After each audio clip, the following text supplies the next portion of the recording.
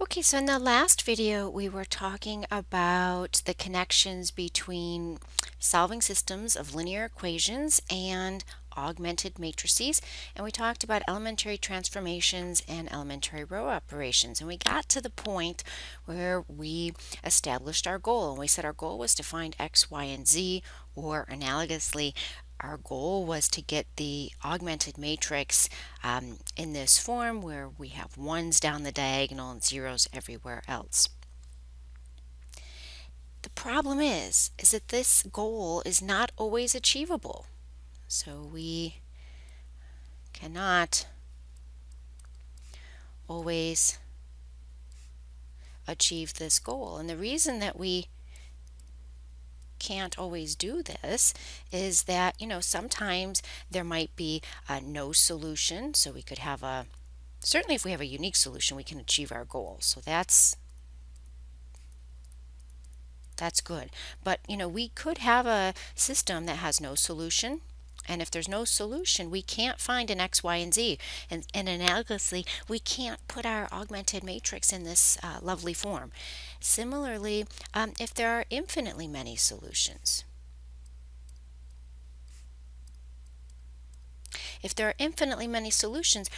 our coefficient matrix is going to look a little different. We're not going to just have ones down the diagonal and zeros everywhere else. It's going to have a different form.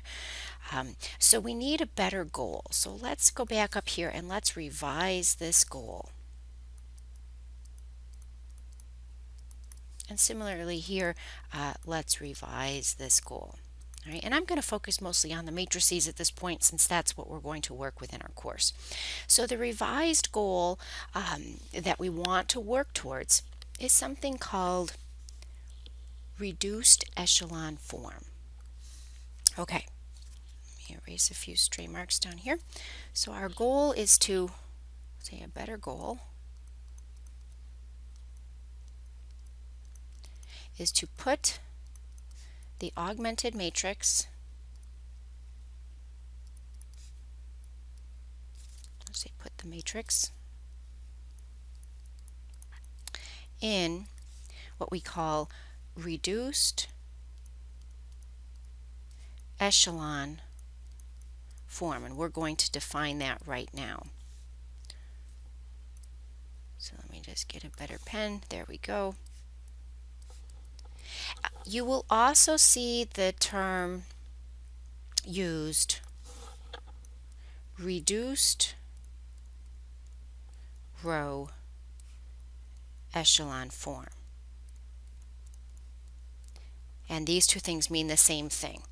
Okay, row echelon form is a little bit different, but we're going to focus on reduced echelon form or reduced row echelon form. All right, so this is our better goal. So let's define what we mean by reduced echelon form. Okay, so definition. A matrix is in reduced echelon form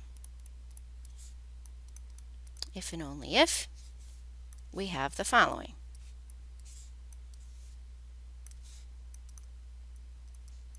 So if the following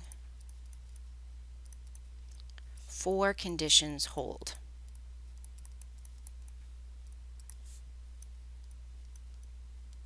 Okay, so we're going to have four criteria that we need to satisfy. The first criteria is that in our matrix, the 0 rows are at the bottom.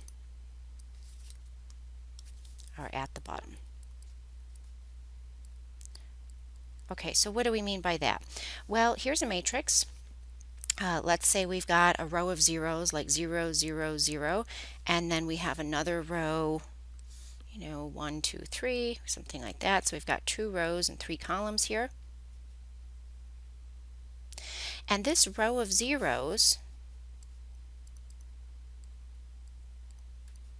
needs to be at the bottom. And so to get this matrix in the form that we want, what we would do is we would interchange 2 rows. So let's interchange row 1 and row 2. Okay, so I'm going to denote that with a big arrow, and I'm going to say I'm going to switch row 1 and row 2 just to keep track of what we're doing. And so if we do that, row 1 ends up on top and our row of zeros is at the bottom, and so that's great. We've satisfied criteria number 1. Alright, so if you get a matrix and the zeros aren't at the bottom, just interchange the rows and that will fix that so that you meet criteria number 1. Next we're on to criteria number 2.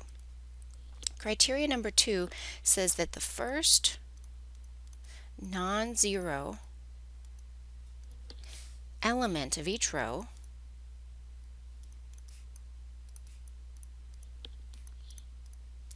is a 1.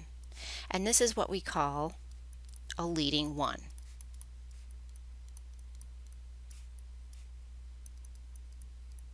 This is what we call a leading 1. And that's an important term that you will see us use over and over. So a leading 1.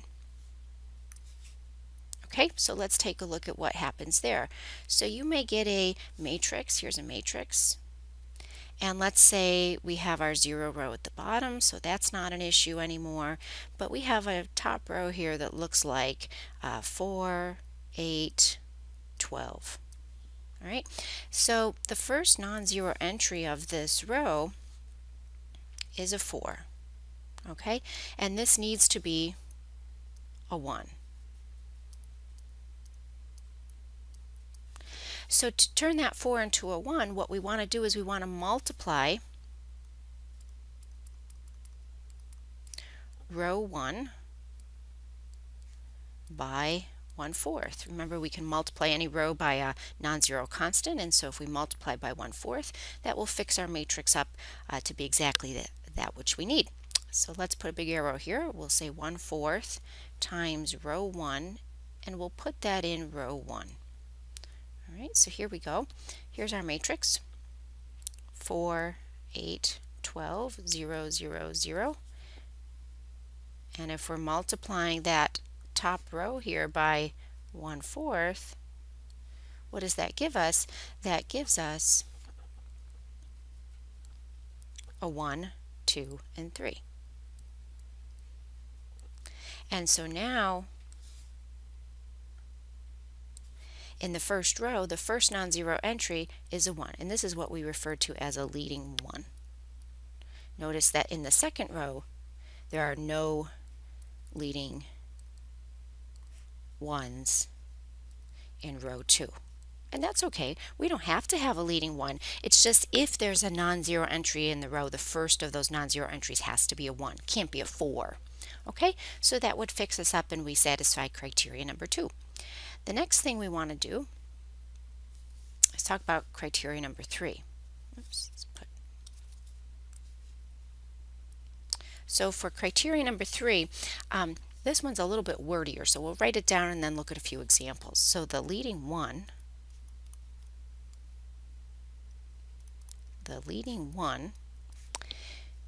after the first row is positioned to the right of the 1 of the previous row.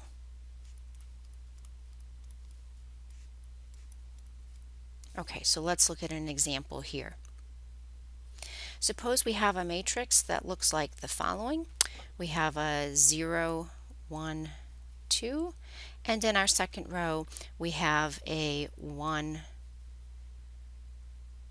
2, 3, and in the last row we have a 0, 0, 1. Okay, so we go through our checks. We don't have any all 0 rows, so nothing to worry about with criteria number 1. Also with criteria number 2, the first non-zero entry of each row is a 1, so nothing to scale down by, so things are looking good.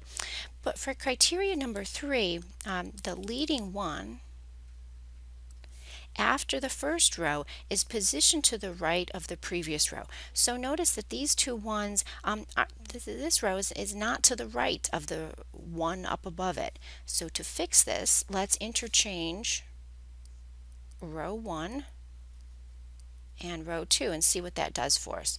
So if we interchange those two rows, row 1 is now up on top, and this row, the 0, 1, 2, is our second row. We didn't do anything to row 3. And now let's go back to our criteria. It says the leading one after the first row. Okay, here we go. The leading one after the first row, I'll circle it, is positioned to the right of the one in the previous row. So yeah, this sits to the right. That looks good. Let's check the next line down. Here's another leading one. It sits to the right of the one in the previous row. So this looks good. The last criteria that we need to satisfy is the following. All other elements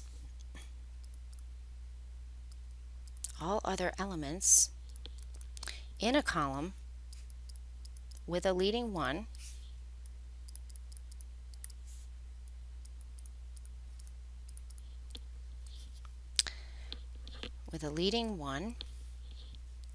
are 0. Okay, and this is what I call cleaning out the column. So let's take a look at an example here. So here's a matrix. We've got 1, 2, 3 in our top row. Second row is a 0, 1, 0, and our bottom row is a 0, 0, 1. Okay, things to check. We don't have any 0 rows, so that's all set. Criteria number 2 says that the first non-zero element of each row is a 1. So first non-zero element, those are 1s. So we have our leading 1s. That looks good. So criteria number 2 is all set. Number 3, the leading one after the first row is positioned to the right of the previous row, and these all sit to the right, so that looks good. So criteria 1, 2, and 3 are all okay. Now let's look at criteria number 4. It says when you have a leading 1 in a column, everybody else must be a 0. All right, so let's look at column 1. We have a leading 1, everybody else in that column is a 0. So this column looks good. For column 2, we have to get rid of this non-zero entry. We have to get rid of the 2. We want to get rid of that. All right, let's get rid of the 2. So let's get rid of the 2. How are we going to do that? Well, we can multiply row 2 by a negative 2. So we'll go negative 2 times row 2. We can add it to row 1. Right? We can multiply rows, we can add rows, and then we'll put that in row 1. So let's look at what that would do for us. So I'm going to keep track of what we're doing. So our original matrix here was a 1, 2, 3. We've got a 0, 1, 0, and a 0, 0, 1. And what I'm going to do is I'm going to go negative 2 times row 2 plus row 1 and stuff that into row 1. Okay, so let's do that. I like to put my negative 2 over here just to keep track and not make any typos or thinkos. All right, so the bottom 2 rows stay the same. Notice that the only thing we're changing here is row 1. So let's at least get row 2 and row 3 in position. So for row 1, we're going to go negative 2 times 0, which is 0, add it to 1, that's a 1. Next, we get negative 2 times 1 plus a 2, that gives us 0. And lastly, negative 2 times 0, which is 0 plus 3. Okay, good. So now back to the evaluation of our columns. We know column 1 looks good. Column 2 looks good because we've got our leading 1s, everybody else is 0. Leading 1, everybody else is 0. The only thing left to attack now is this 3, so let's attack the 3. We want to get rid of that thing, so let's get rid of the 3. Kick that one out, and we'll do the same sort of maneuver here. Now the tool we can use to get rid of that 3, notice this 1, this leading 1 in the bottom row, we could multiply by negative 3 and add that, and that would kick out or cancel that positive 3. Okay, so let's do that. So far we have a 1, 0, 3, 0, 1, 0, and a 0, 0, 1. And what we'll do is we'll multiply negative 3 times row 3, add it to row 1, and put it in row 1.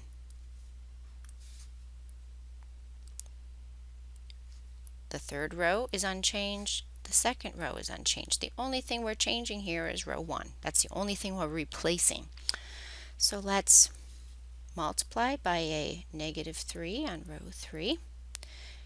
-3 times 0 is 0, plus 1 is still 1. -3 times 0 is 0, plus 0 is 0. And lastly, -3 times 1 is a -3, plus a 3, that gives me 0. And this matrix is in reduced row echelon form, or row echelon form. Okay, just for a little practice, I'd like to play a game. It's called row echelon form or not.